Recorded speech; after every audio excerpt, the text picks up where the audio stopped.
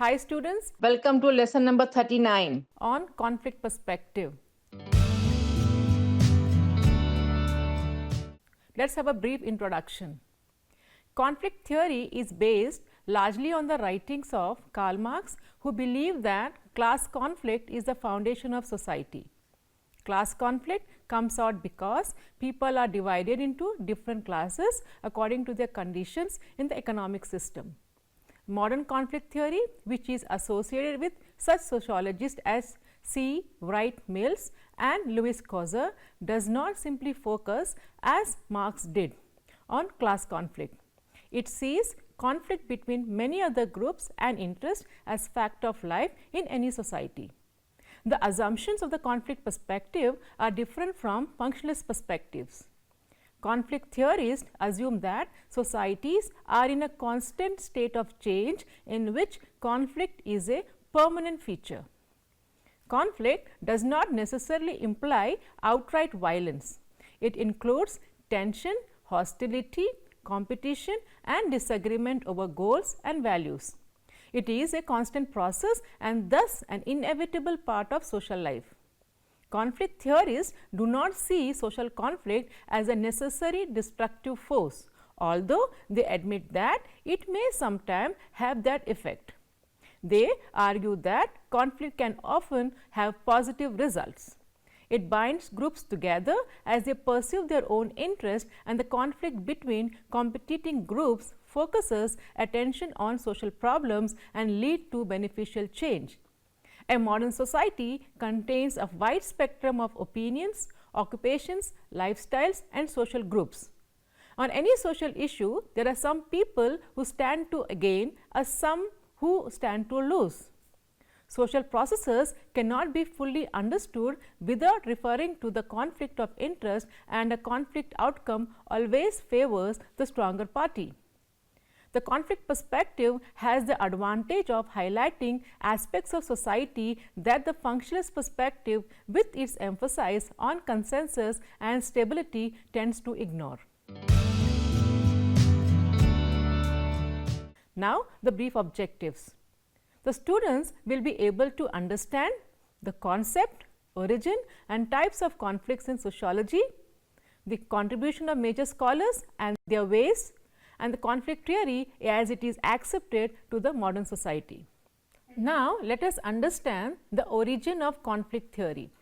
Conflict theory is reflected in the writings of different philosophers and historians, sometimes in a latent and sometimes in an open form. There are two distinct traditions of conflict theory in the classical works.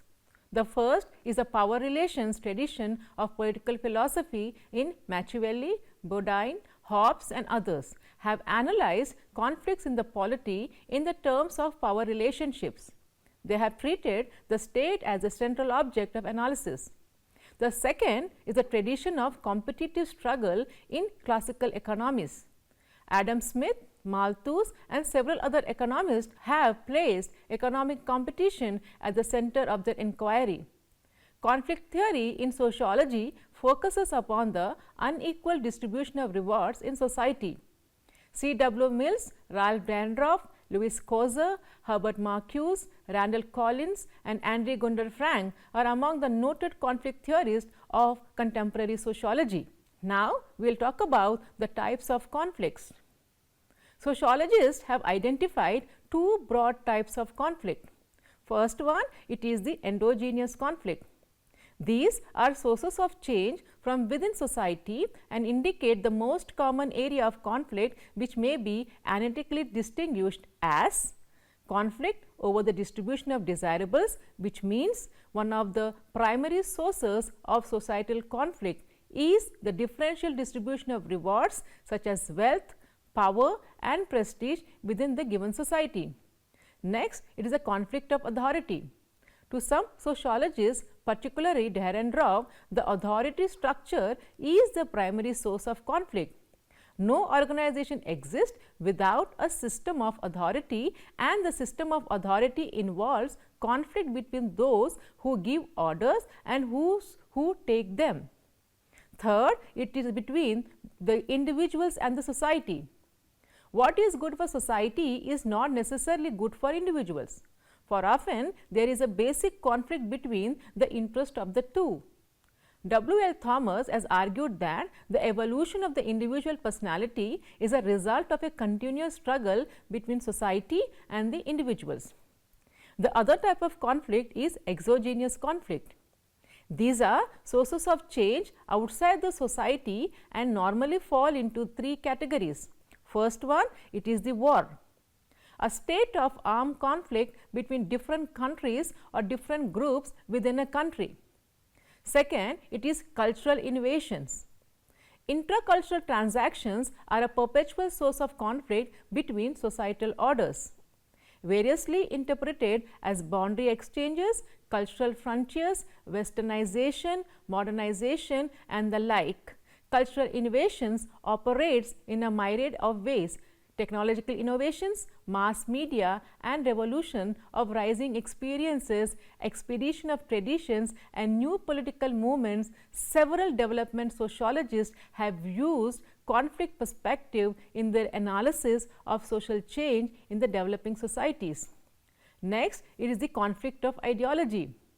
Repercussions of ideological conflicts overflow the boundaries of the nation state or society. Capitalism, democracy, fundamentalism, egalitarianism, racial determinism and similar persuasions account for periodic conflicts on international sense.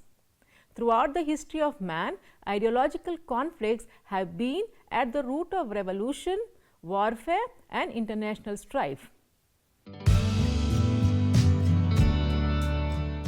Now, we will discuss about the contributions of Karl Marx to conflict theory. Karl Marx of 1818 to 1883. The conflict perspective derives its strength and support from the work of Karl Marx, who saw the struggle between the two classes as a major theory of history. Marx believed that human society passed through different stages of development and that each state contained the seeds of its own destruction. However, Marx did not see history as a monotonous succession of struggles between the rich and the poor. Although the class war has always been between the oppressor and the oppressed, the leading contender in the social drama of conflict differ markedly in different historical periods. The capitalist society, however, is based in the concentration of the means of production and distribution in the hands of a few. The bourgeois use the state instrument of economic exploitation and consolidation of self-interest. Inherent in capitalist society is a tendency towards a radical polarization of classes. According to Marx, property ownership gives rise to the bourgeois and the proletariats are the workers whose labor is exploited to keep the bourgeois in power. In political terms, this was translated into a conflict between the haves and the have-nots as put forward in the Communist Manifesto by Karl Marx. Now, we will understand the theory of class struggle from the viewpoint of Karl Marx.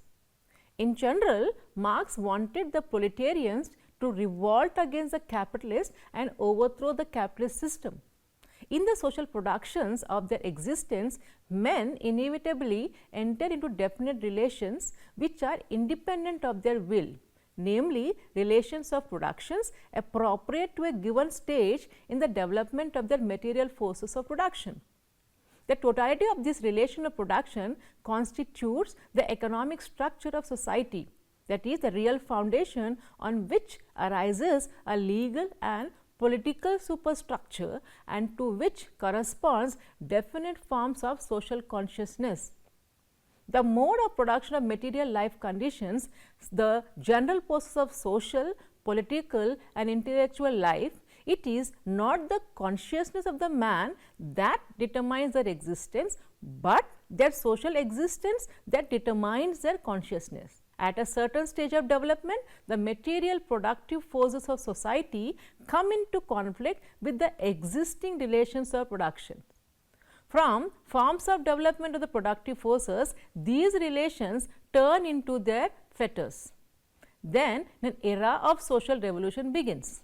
The changes in the economic foundation lead sooner or later to the transformation of the whole. And in studying such transformation, it is always necessary to distinguish between the material transformation of the economic conditions of production and ideological forms in which man becomes conscious of this conflict and fight it out.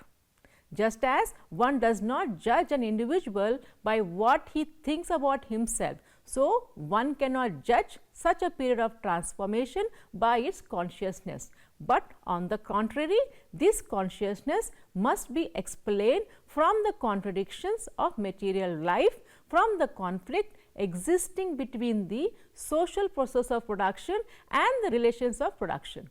In broad outline, the Asiatic, ancient, feudal and modern bourgeois mode of production may be designated as epochs marking progress in the economic development of society. The bourgeois mode of production is a last antagonistic form of the social process of production, that is antagonistic not in the sense of individual antagonism, but of an antagonism that originates from the individual social conditions of existence. But the productive forces developing within the bourgeois society creates also the material conditions for a solution of this antagonism. The prehistory of human society accordingly closes with this social formation. But as a theorist and historiographer, Marx recognized a far more complex and nuanced reality as he chronicled the various historical epochs. His theory of social evolution was also predictive, as he had visualized that feudalism will give way to capitalism, such as a process that was already underway, and then it will be followed by socialism, which is an obligation of the concept of private property, where society would reach stability as all class contradictions would disappear.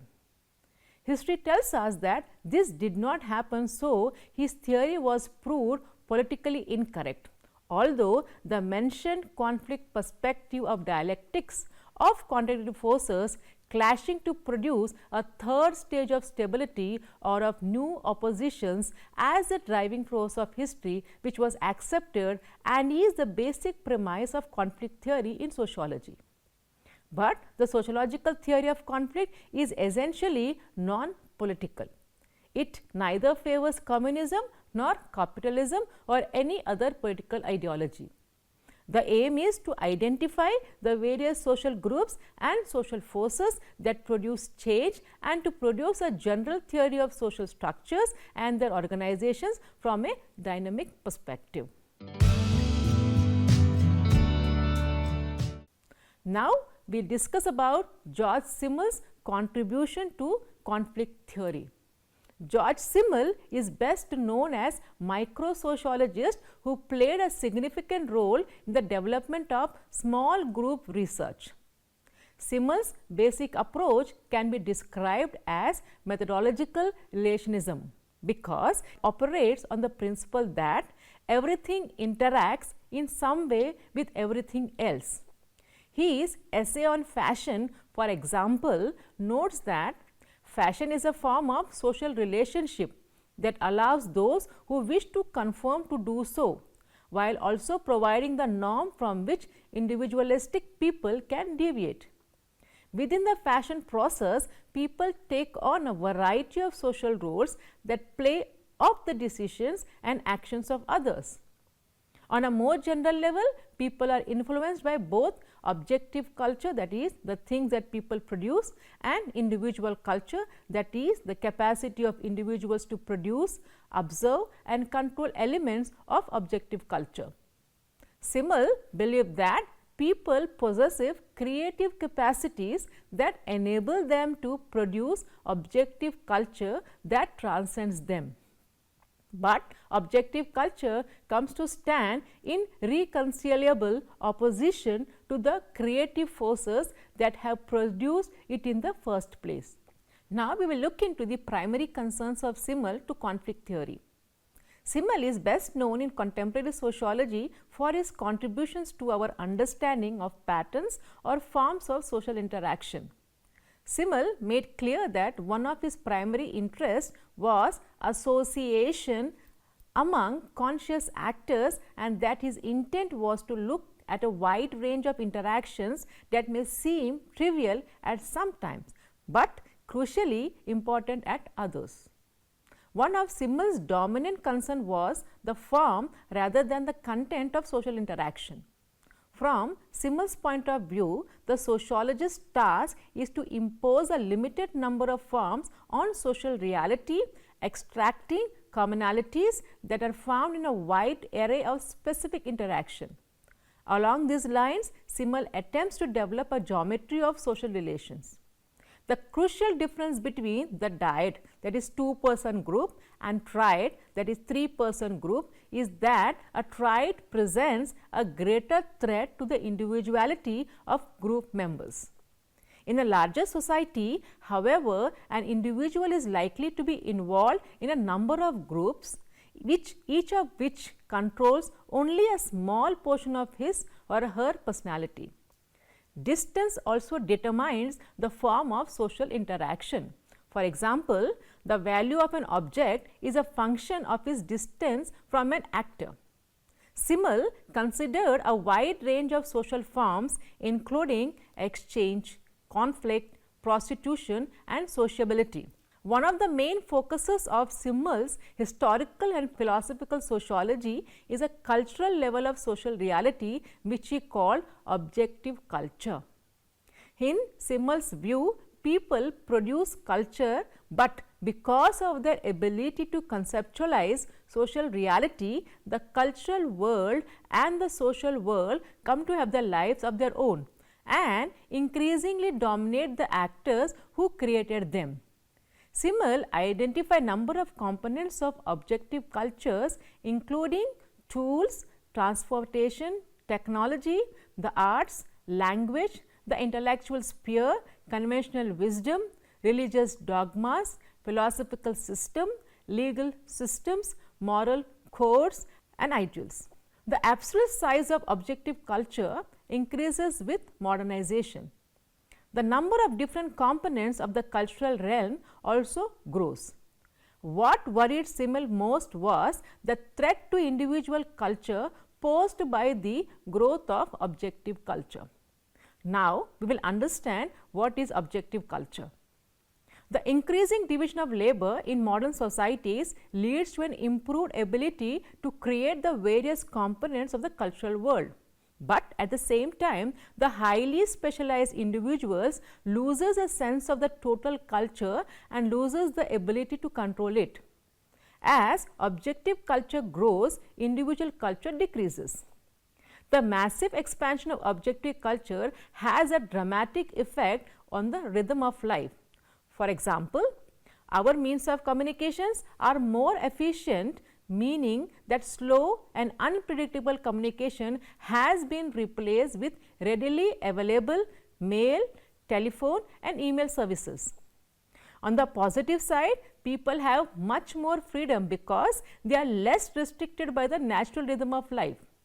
On the negative side, problem arises because the growth of objective culture generates cultural malaise, cultural ambivalence, and ultimately a tragedy of culture.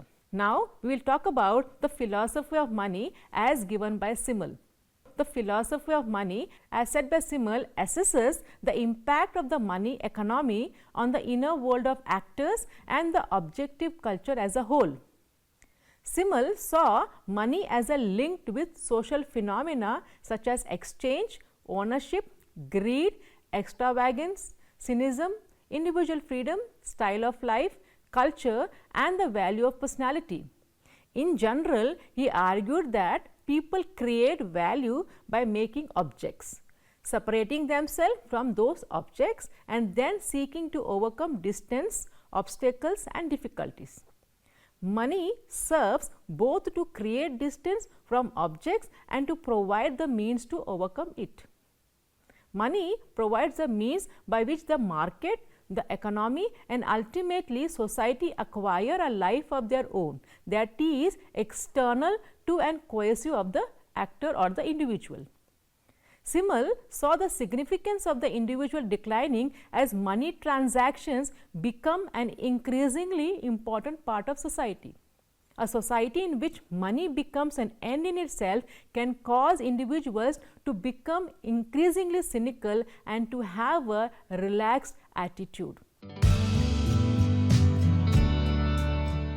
Now, we will talk about Louis Coser's contribution to conflict theory. Louis Coser, an American sociologist, argues that conflict is instinctual for us. So, we find it everywhere in human society. There is the conflict of war, but there is also the conflict that we find in our daily lives and relationships.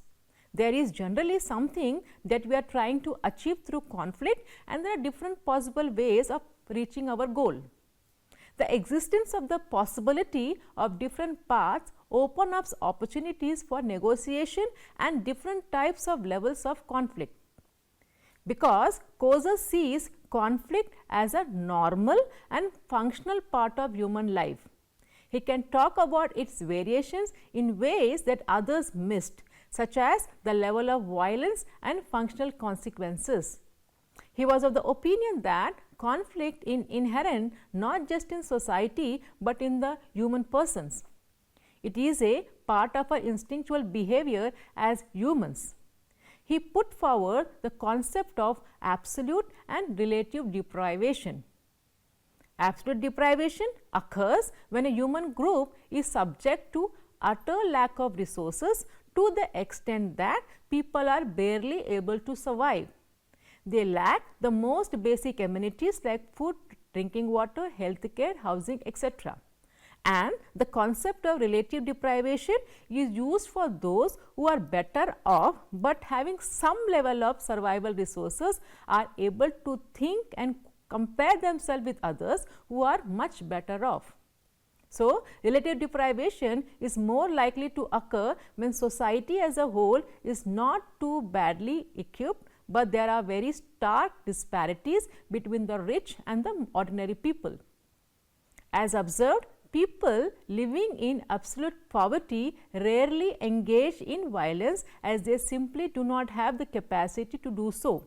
For example, we hear about people in remote rural areas suffering from starvation.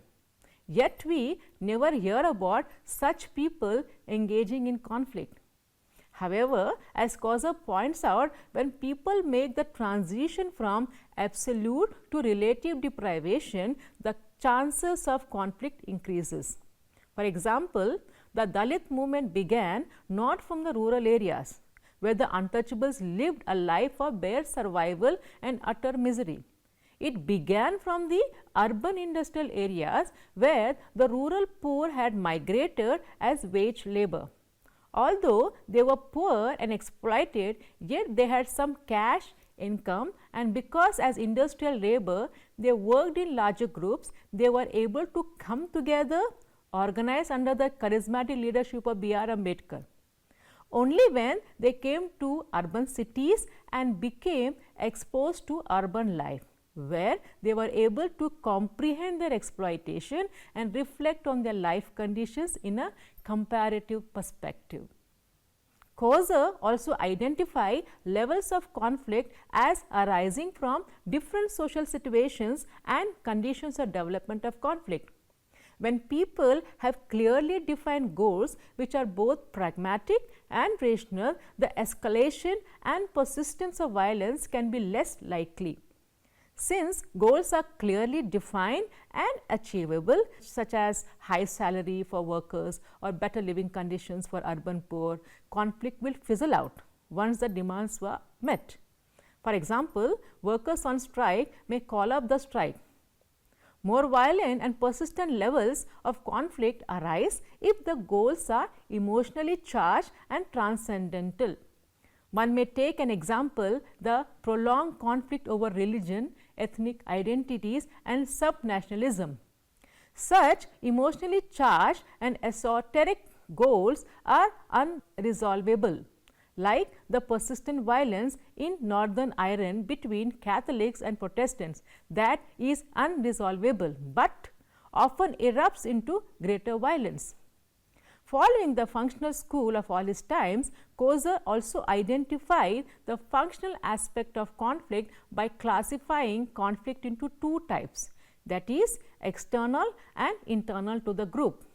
Conflict that is internal to the groups is mostly of the low intensity but frequent type, when two or more potentially hostile groups live in a close proximity to each other, whites and blacks in the USA or Hindus and Muslims in India, Protestants and Catholics in Great Britain. There is likelihood of small scale and frequent skirmishes between them.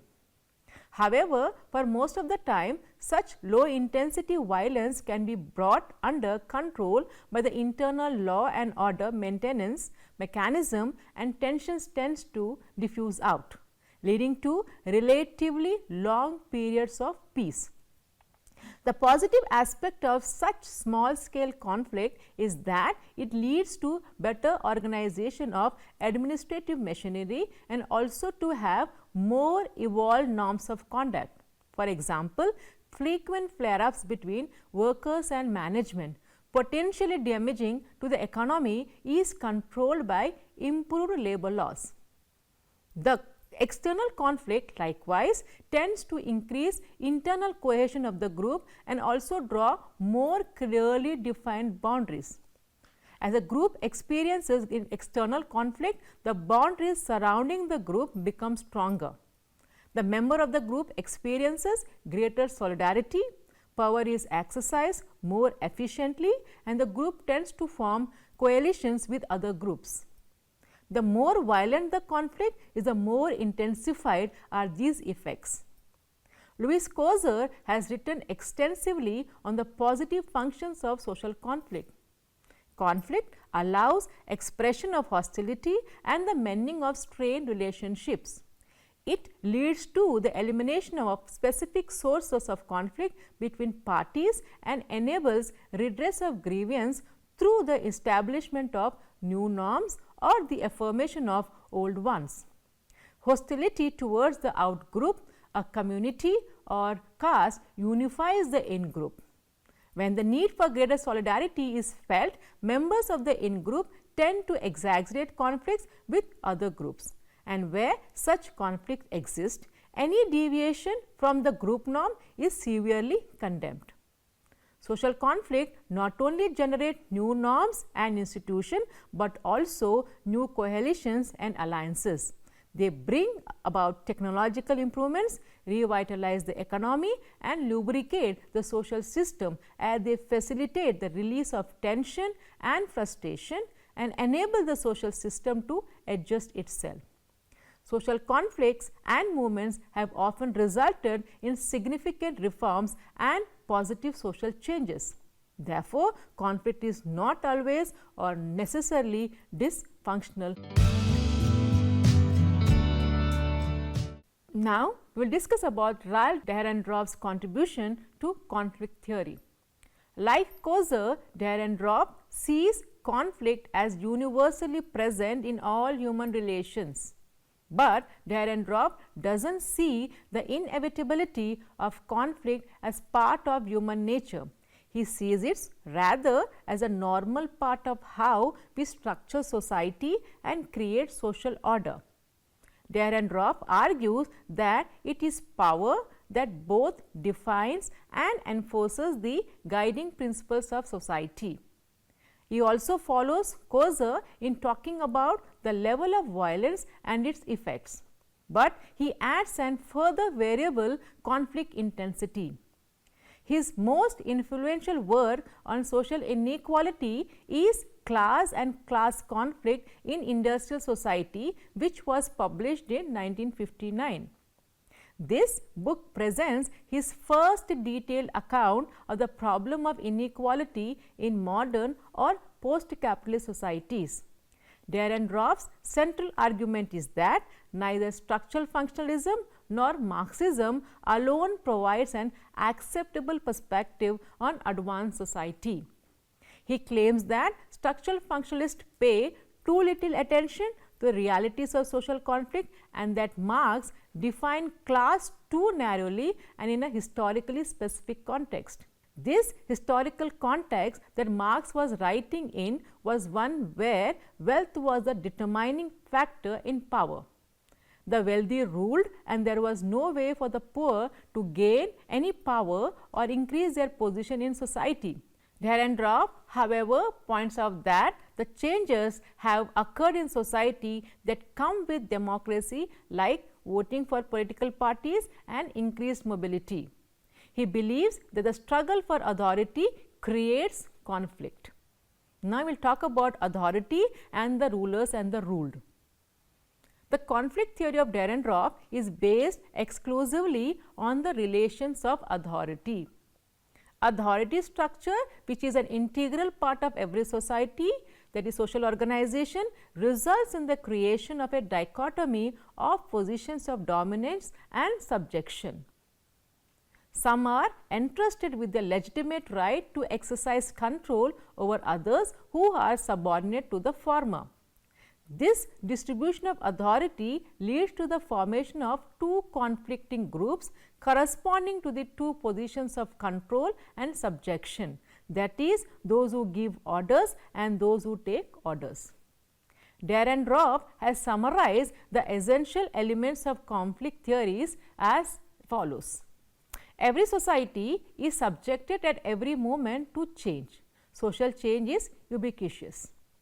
Every society experiences at every moment some social conflict, that is, conflict exists between different elements of society. Every element in a society contributes to its change, and all elements contribute to conflict in one way or other.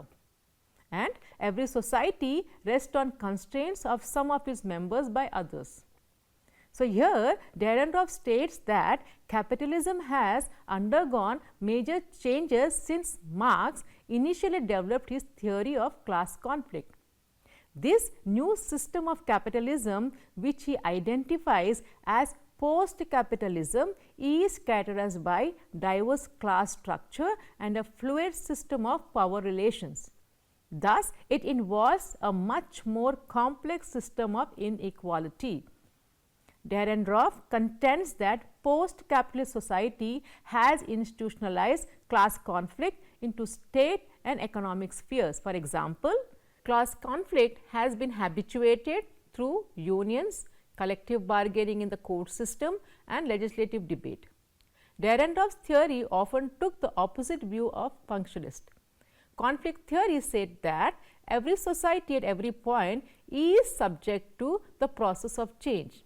So, he believes that there is dissension and conflict at every point in the social system, and many societal elements as contributing to disintegration and change. They believe order comes from cohesion from those at the top. They believe that power is an important factor in social order. Dahrendorf believes that both conflict theory and consensus theory are necessary because they reflect the two parts of society. Consensus theory focuses on the value integration into society, while conflict theory focuses on conflicts of interest and the force that holds society together. Despite these stresses, Dahrendorf wanted to understand how conflict works. He did not believe the two theories could be combined and focused on developing the conflict theory. Dahrendorf's thesis was the differential distribution of authority invariably becomes a determining factor of systematic social conflicts. He makes a broad division between the command class and obey class.